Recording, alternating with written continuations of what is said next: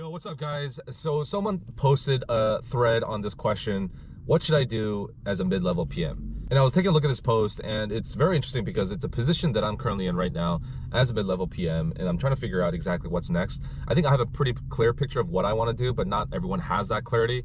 So let me just give you guys my thoughts on this post. So the title of this thread says, what advice would you give a mid-career PM? And this person looks like they're working at Google.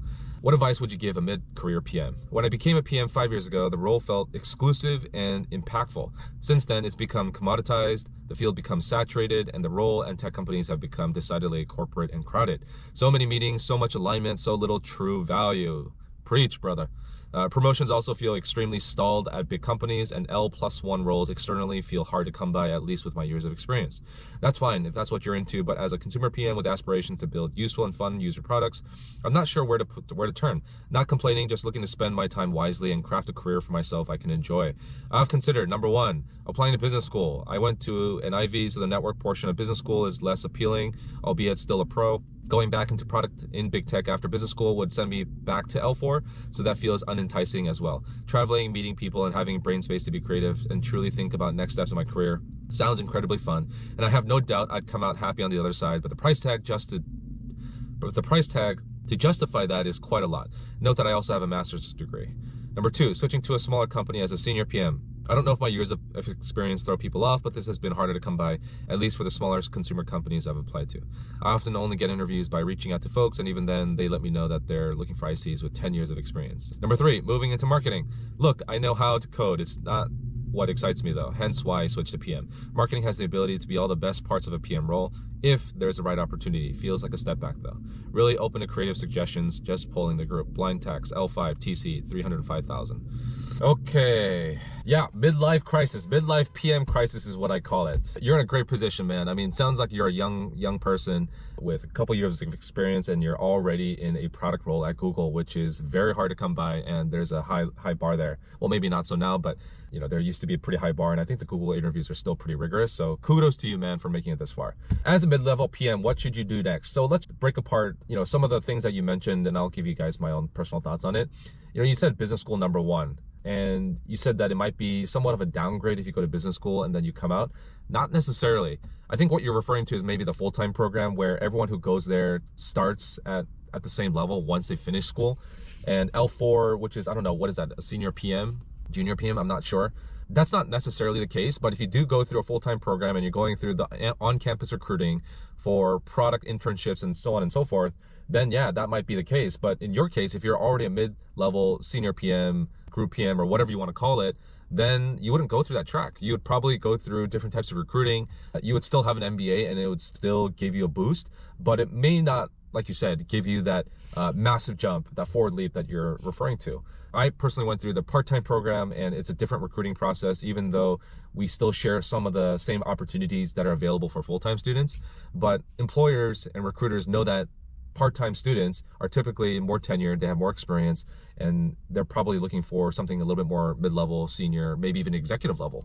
And so there are going to be tracks and paths for you to chase those opportunities. So don't write off business school completely. Ultimately, the question you need to answer yourself is, what do you want out of business school? Is it to build a better network? Is it to build that community? Is it to take a year or two off, or you know, fill your weekends with something else to do and up level, let's say, your managerial skills and other skills that you want to develop? Because business school is just one way to do it. It's not the only way. You know, there's other ways to up level your skills, take courses, boot camps, but business school is just one path. But like you said, it is expensive. It is going to be a time commitment. You know, 2 to 3 years, $150,000. That is something that you're going to have to commit to, and you may not be willing to do that in your current career. Although I would say Google has a pretty good education reimbursement program. So if you're planning to fund part of your MBA with that method, you could probably save $30,000 over the next 2 or 3 years. So that's one path. Think about it. Really ask yourself what you want out of business school and if it's really going to help you, because I think it can, but you also have to be very, very specific about how it's going to help you. And then you also talked about, what did you talk about? You talked about marketing, right? Yeah, I don't know if switching from what you're doing now to marketing is the best transition. If you're really passionate about marketing, and if that's the path you want to go into, you know, definitely consider it. I know a lot of people who have made the opposite transition, where they pivot from marketing into product, but not so much the other way around. I've worked with a lot of marketing folks. Product marketing managers is what they refer to them here at Amazon, but I also know a lot of other marketing people. And if you're into inbound, outbound marketing, if you enjoy the kind of the external communication component of marketing, right? Because marketing is all about how you sort of sell something.